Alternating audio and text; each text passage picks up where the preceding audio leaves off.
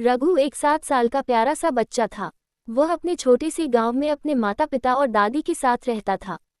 रघु को किताबें पढ़ना और नई चीजें ढूंढना बहुत पसंद था। एक दिन उसकी दादी ने उसे एक पुरानी किताब दी जिसमें एक रहस्यमय जंगल का वर्णन था।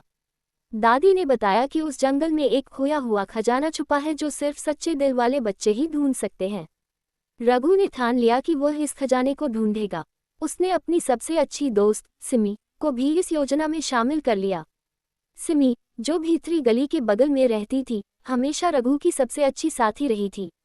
रघु और सिमी ने अगले दिन सुबह जल्दी उठकर जंगल की ओर चलने का फैसला किया। उनके पास केवल किताब और एक पुराना नक्शा था जिसे उन्होंने किताब से निकाला था। नक्शा बहुत ही धुंधला और पुराना था, लेकिन उसमें कुछ संकेत थे जो जंगल के भीतर खजाने की ओर इशारा कर रहे थे। जंगल की ओर बढ़ते हुए उन्होंने देखा कि रास्ता बहुत ही मुश्किल था। ऊंचे पेड़, झाड़ियों और अजीब अजीब आवाजें उनके साहस को चुनौती दे रही थीं।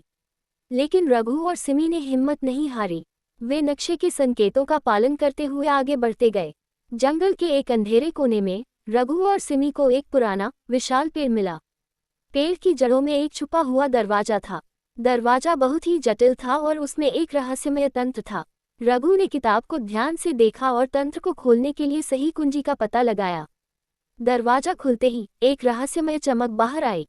रघु और सिमी ने अंदर जाकर देखा कि एक पुराना गुंबद था जिसमें चारों ओर चमकदार पत्थर और सोने की चमक थी। लेकिन गुंबद के केंद्र में एक बड़ा ताबूत था। ताबूत पर एक पायथन सांप की आकृति बनी हुई थी और उसके पास एक गहना था।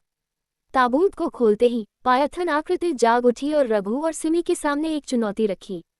पायथन ने कहा कि केवल एक सच्चे दिल वाला बच्चा ही इस गहने को ले जा सकता है। रघु ने गहने को छूने की कोशिश की, लेकिन वह गहना अचानक चमकने लगा और एक भयानक आवाज आई। रघु और सिमी ने समझा कि इस गहने को पाने के लिए उन्हें अपनी सच्चाई और साहस साबित करना होगा। उन्होंने एक दूसरे से वादा किया कि वे किसी भी कठिनाई का सामना करेंगे। उन्होंने अपनी दोस्ती, साहस और सच्चाई को गहने की ओर बढ़ाया। आखिरकार रघु और सिमी की सच्चाई और साहस ने उन्हें जीत दिलाई।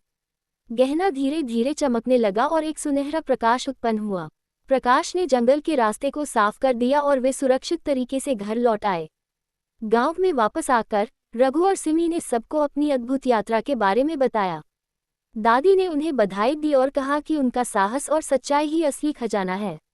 रघु ने समझा कि सबसे बड़ा खजाना सच्ची दोस्ती और साहस ही है। ये कहानी हमें सिखाती है कि साहस और सच्चाई से बड़ी चुनौतियों को पार किया जा सकता है। रघु और सिमी की यात्रा ने उन्हें केवल एक खजाना ही नहीं, बल्कि अपनी खुद की शक्तियों का भी एहसास दिलाया। ये कथा छोटे बच्चों को प्रेरित करती है कि वे अपने सपनों की ओर बढ़ें, चाहे कितनी भी कठिनाइयां आएं, क्योंकि सच्चे दिल और साहस के साथ वे किसी भी रहस्य को सुलझा सकते हैं।